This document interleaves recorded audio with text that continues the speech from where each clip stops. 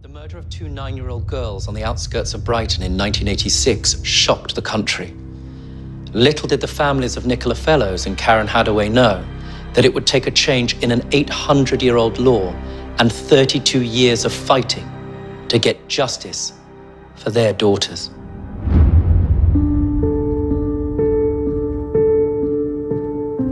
It's a wonderful feeling, standing there and seeing your baby come into the world. I loved it a bit. Nicola Fellows was born to parents Susan and Barry in 1977. She was gorgeous. Well, my mother would say that, wouldn't they, really? Yeah, she was, she was my rock. Born just a couple of months apart, her best friend, Karen Hadaway. They were inseparable. They were joined at the hip, and no one else was allowed in their little gang. That was it. Karen and Nicola, together. The two live with their families in the Moulsecoomb estate in Brighton. On the 9th of October 1986, the girls had been to school.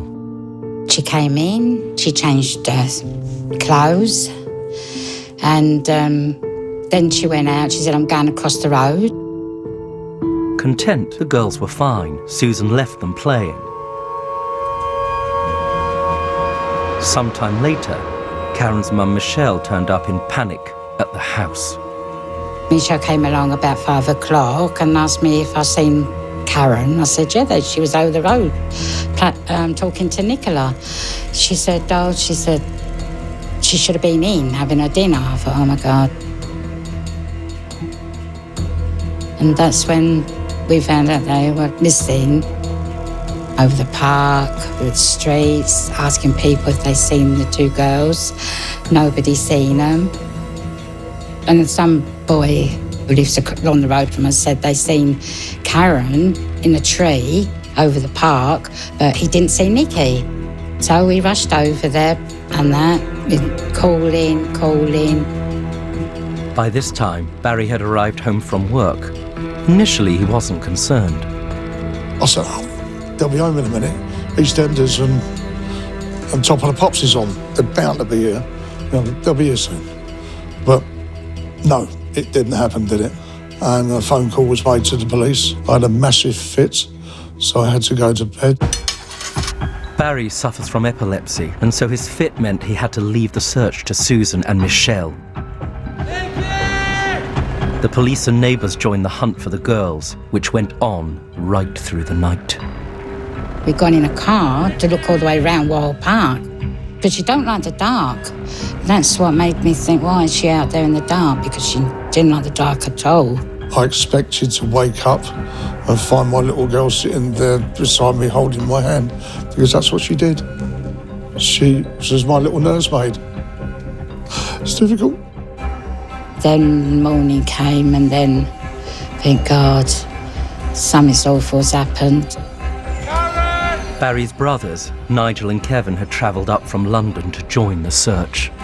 You've got police all over the place, you've got people wandering around, everything. We ended up in the police box at Lewis Road, police control box. At about 4 o'clock, there's a whole lot of activity happening outside the police box. About 15 minutes later, he's come back in again with another 2 police officers. And he saw us in with the body of 2 little girls had been found in Wild Park. Police in Sussex this evening launched a murder hunt after the bodies of 2 Less than an hour ago, the bodies of the 2 girls were found in wooded undergrowth, not far from their home.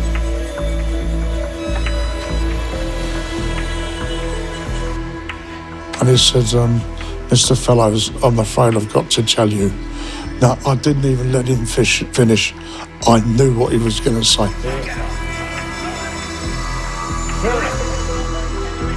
I went absolutely ape. Nicola and Karen's bodies were found in a makeshift den in Wild Park. Post-mortem examinations revealed that both girls had been strangled to death and they'd been sexually assaulted. When they told me, I just collapsed. It's the worst time of my life. I mean, carrying her for 9 months and 9 years, she's gone. No mother should go through that. I will never hear her voice again. And that's the hardest. I had to go down and identify her. Walked into this room, and there she was, lying there. And I said, can I give her pocket money? I said, yes. Can't touch her, though. So I managed to put 50p in her hand. And that was it. Wasn't even like to kiss her goodbye. News of the murders sent shockwaves through Britain. Sunday People journalist Ted Hines covered the story. The fact that they were little girls, 9-year-olds, and that's what shook the people on the estate to the core.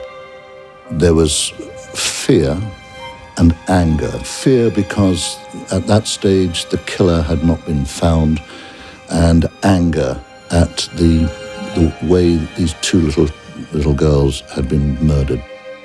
I was angry. Who's done this? Someone's done this to my little girl and her friend. The press dubbed the case Babes in the Wood. Ted Hines remembers seeing the crime scene photos. And these two little bundles, that's really what they were. It was as though they were small puppets whose strings had been cut. They had dirt on their faces and legs and arms. It was horrible, it was grotesque.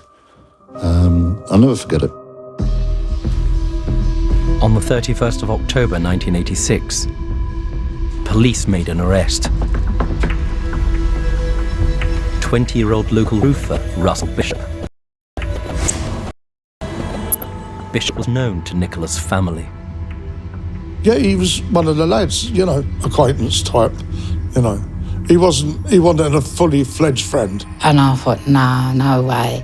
He knew Nicola and the fellow's family. This was someone that they knew and trusted. I think they'd have trusted him, to be honest, and done anything he said. He's obviously told them a cock and bull story. Come up with some baby foxes, whatever up here, bunny rabbits, you know. Took him up there and done the foul deed, didn't he? Officers had seen Bishop and his dog in Wild Park in the aftermath of the two girls being found, and they noted his odd behaviour. No one could back up his movements around the time of the murder, and on top of that, he had a criminal record for burglary in 1984. He had a pregnant partner, but was also in a relationship with a 16-year-old girl. Could this be the man they were looking for? Police released Bishop on bail whilst they carried out further inquiries. He made a surprising move. Bishop knocks on my door. And his actual words to me were, not, are you okay? I didn't top the girls. I didn't top the girls, I didn't kill them. That's not what I'd say to a grieving parent. You know, I'd say, are you okay? I did tell him to keep away. I didn't want him near my door, ever again. A key piece of police evidence emerged from searches close to Moulsecoomb railway station. A blue Pinto sweatshirt with blood staining. Could this lead the police to the killer? On the 3rd of December, Russell Bishop was charged with the two murders. Key to the prosecution case was linking Bishop to the Pinto sweatshirt. On the same day as he was in the magistrate's court to be committed to the Crown Court, we buried our children. That was on exactly the same day. And we came home, he had not been granted bail, and he'd been committed to the Crown Court.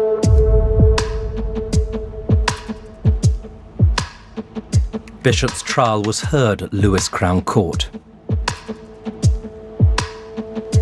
The prosecution case seemed very strong, and everything I'd been told by police contacts was that this, if not an open and shut case, they were very confident. He was just shrugging his shoulders, looking down all the time. The police thought that they had sort of cast iron evidence because when they had taken the sweatshirt to Bishop's home, his common-law wife immediately said words to the effect, "Oh, I see you've got Russell's sweatshirt." She actually signed a docket that identified it as his. But by the time it came to the trial, that changed, and she claimed that she had only identified the T-shirt as Russell's because she wanted to get the police out of the house. And that turned the case. It left wriggle room for Bishop's defence to open what was a tiny crack into a get-out-of-jail card.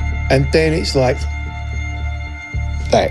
It's a downward slope from there, and it's going down and down and down and down, and until it crashed at the bottom, but not guilty. Not guilty. You are free to leave. The jury acquitted Bishop after just 2 hours of deliberations. I sat in the bedroom and it came over the news, Russell Bishop has been found not guilty of murder. My world collapsed again. No one could believe it. And he knew damn well he did do it, you know what I mean? He'd done it, and he knew he'd done it, but he denied it all the way. Not guilty, lads! Yeah! He shouted his innocence from the rooftops and could claim quite legitimately, I've been found not guilty. That's the end of it. Because at that stage, in 1987, the double jeopardy laws, you could not be tried again for the same offence.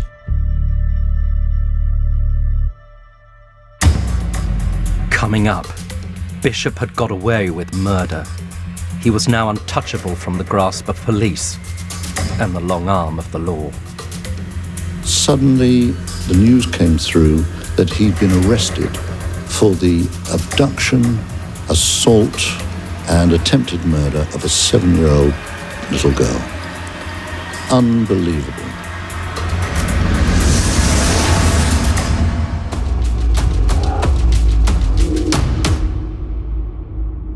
Nicola Fellows and Karen Hadaway were murdered on Thursday, the 9th of October, 1986. Their bodies were found in a park close to where they lived. Russell Bishop was charged with their murder, but walked free after the prosecution failed to convince a jury that he was guilty of the girl's murder. Having been acquitted by a jury, Bishop could not be prosecuted. He was beyond the reach of the law. Double jeopardy laws at the time meant that he could not be tried again. You are free to leave. Not guilty, lads! Yeah! Rather than go to ground after being acquitted, Russell Bishop was happy to parade in front of the cameras. I ain't gonna hide my face. I haven't done nothing to hide my face for. We went on a march, and he's, swinging him shoulders as if to say, like, I'm innocent. Went on a bus, I told him to get off, because they didn't want him. Didn't want the paper, the paper he was giving them, saying he was innocent and all that lot. And I want to see justice done for Karen and Nicky. With no one charged with the murders, rumours were rife amongst the local community. Bishop's teenage girlfriend came forward with wholly false claims that Nicola's grieving father Barry was responsible for the crime. His 16-year-old girlfriend sold a story to the News of the World, which was a pack of lies. Sussex Police had to investigate this, and within a couple of weeks, a detective superintendent decided that there was no truth in these allegations whatsoever. But of course, mud sticks. Absolutely untrue. Disgusting. It disgusts me that people think, this person thought this of me and made up a complete lie. Because that's what it was. It was an absolute lie. Which is rich coming from the 16-year-old girlfriend of a 21-year-old man. Sussex Police did not stop working on the investigation. The family never gave up hope of justice. 1990, 4 years after the murders of Nicola and Karen. Russell Bishop had faded into a bad memory. Suddenly, the news came through that he'd been arrested for the abduction, sexual assault, and attempted murder of a 7-year-old little girl. Unbelievable.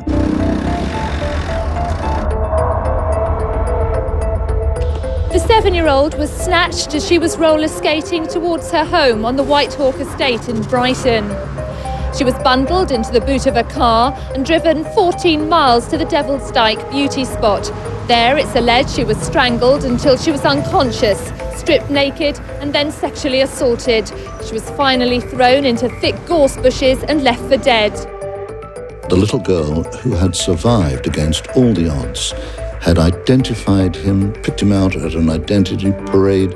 Dr. Ian West, a senior pathologist, told the court that in his opinion, a stranglehold called the sleeper's grip was used on the 7-year-old victim, and she's extremely lucky to be alive.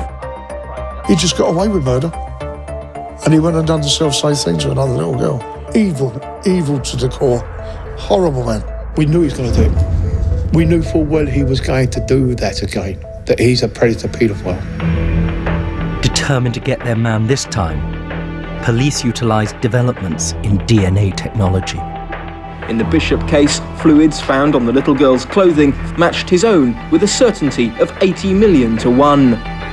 4 years on from the murders of Nicola and Karen, Russell Bishop was on the stand again. He pleaded not guilty to abducting, strangling and sexually assaulting the 7-year-old girl. DNA evidence would prove otherwise. The jury walked in, and then give the verdict to the court. We find him guilty. They knew he was guilty, and they knew he was guilty of Nicky and Karen's. It's that simple. This time, there was no mistake. He was given a life sentence with a minimum of 14 years. He's got his sentence, which we wanted. The girl's family were now in limbo. They wanted Bishop to face justice for what they believed he'd done to their girls. But they knew he couldn't be tried again because he was protected by double jeopardy laws. At home in Brighton, Nigel Heffron talks to web designers about a news site to publicise the murder of his 10-year-old niece, Nikki Fellows, and her friend, Karen Hadaway, who was just 9. The family turned investigators alongside journalist Ted Hines, starting with a key piece of evidence from the first trial, the Pinto sweatshirt. Could they find proof that it was Bishop's? Amazingly, it took us only a fortnight to discover that the sweatshirt had in fact been purchased by the father of his common-law wife. When we arrived at his house, he said, "I gave it to my daughter as a present for Russell." We named him as the killer. "Russell Bishop, you're the killer of these 2 little girls. Sue us if you dare." No one from Bishop's team tried to challenge it. Spoke volumes. The families had continued to liaise with Sussex Police, who had never stopped actively investigating the case. Nigel and his brothers continued the fight, and their fight was specifically aimed at changing the 800-year-old double jeopardy law. We had no idea what double jeopardy was. It's written in the Magna Carta. Under the English law, you cannot be tried twice for the same offence. Right, who changed the law? MPs. There's only 650 of them, so we went and talked to them. We had to get them to slowly to agree to it. Even down to the point one MP turned around and said, "Well, you stand more chance of walking on the moon." As Nigel was trying to persuade MPs, an inquiry into the 1993 murder of Stephen Lawrence had recommended a change to the double jeopardy law, suggesting a retrial should be able to happen if new and viable evidence was available. Currently, no one can be tried twice for the same offence, but today the House of Lords debated the government's plan to scrap that law if there's new evidence. As part of the new Criminal Justice Act 2003, double jeopardy laws were changed. The new law was brought into force in 2005. It was not a complete change. You still have to have compelling and new evidence. Those are the 2 words, compelling and new. Sussex Police have confirmed they are re-examining the murders, and they say that evidence gathered at the time is being subjected to the latest forensic tests. Would Sussex Police be able to find compelling and new evidence by using new forensic techniques on the old samples from 1986?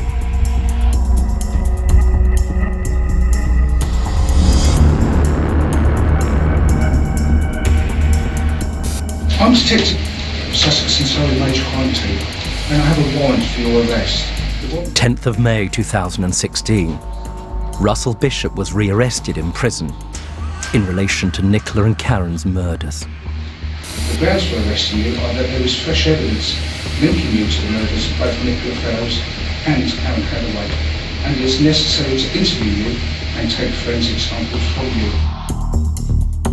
Forensic scientists had retested the crucial blue Pinto sweatshirt and found DNA evidence linking it to Bishop and the girls. Also, a previously unexamined skin flake sample taken from Karen's forearm in 1986 uncovered a 1 in a billion DNA match to Bishop. He had no idea how crucial his answers under police interview would turn out to be. Okay, right now, where your position stands on touching Karen's forearm? Well, I didn't touch no one, so I'm innocent, and as I said, I've got no comment to make. Bang, they've got his DNA there. Because how can you explain your DNA being on his arm? But that's what I'm asking, yeah. You've said you didn't touch her. No, you've got my answer, so right, down and then move on, please. No, that's fine. I just want to be clear. You're saying you didn't touch Karen Hadaway. Listen, I've got no comment to make, right? Everything what's been said's been said. I've got nothing else to add. Please, just ask questions, let me answer it, whether it be no comment, whatever, and move on. This new arrest gave police the opportunity to take a new DNA sample from Bishop. The last sample taken from him was after the abduction in 1990. Hiya. And both came back with the result, it's Russell Bishop's beyond doubt. The CPS then agreed, yes, we can bring a prosecution, but they had to go through the High Court, and 3 High Court judges agreed, and that was how Russell Bishop ended up at the Old Bailey for a retrial, and the rest is history. Now 52, Bishop still painted himself as the victim and continued to maintain his innocence. It was the first time I seen Bishop was on that thing. And Jesus, I would have walked past him. I did not recognise him. This was a beefed up con. After all, he'd been in jail for 26 years. The only time he showed emotion was when he was being cross-examined. And amazingly, he admitted to, for the first time, to having abducted and attacked this little girl. What he did to that little child. And that little child has gone through a life because of that. Prosecuting QC was inspiring. He was methodical, cool, calm, and he laid it out in a almost forensic way. And I thought, this time you're going down. He would not answer any questions about any 1980s. Afraid of putting his foot in his mouth and getting it wrong. The QC was demolishing him, and he lost it. He refused to return to the dock. I could see the jury, as far as they were concerned, that was the critical moment. That was when he lost it. His case died. His defence died there and then. When the jury was sent out, you start building up inside yourself. It's not guilty. They're coming back in again, they're going to find him not guilty. I heard the word guilty. I just collapsed in a heap. I had to go outside. I was in absolute pieces. I just cried and cried and cried and cried. When they said guilty twice, that was it. The whole erupted with like cries and screaming and all that lot. When the jury came down the stairs and we clapped and said thank you, 32 years. We got him. It's like a bottle of champagne. You keep pushing the cork and suddenly pop it goes, and that's how it felt, and it just shoots out, and that's how it felt with us at the moment in time. The pressure had gone, we'd done it. Bishop was sentenced to life imprisonment. He must serve a minimum of 36 years. He will be 88 years old at the earliest point he could be released, in 2054. Both Nicola and Karen's families have said that time has stood still for them since 1986, that their girls will always be 9 years old and will never grow up. It's so hard. You think that it's your children are there forever, not you, they've gone before you, you know. I just wish she was here. They were two innocent, beautiful children, and they should not be where they are now. I love you, Nikki. I love you, Karen. Rest in peace. Quite rightly, there are demanding legal tests which have to be met in double jeopardy cases. But where new and compelling evidence is identified, it's imperative that those accused of crimes, like Bishop, can be tried. Bishop was described in court as a violent and predatory paedophile. He was a coward who played people with lies and deception. But those lies, the ones he told the girls' families, the police and the first jury, finally caught up with him. And 32 years on, justice was served.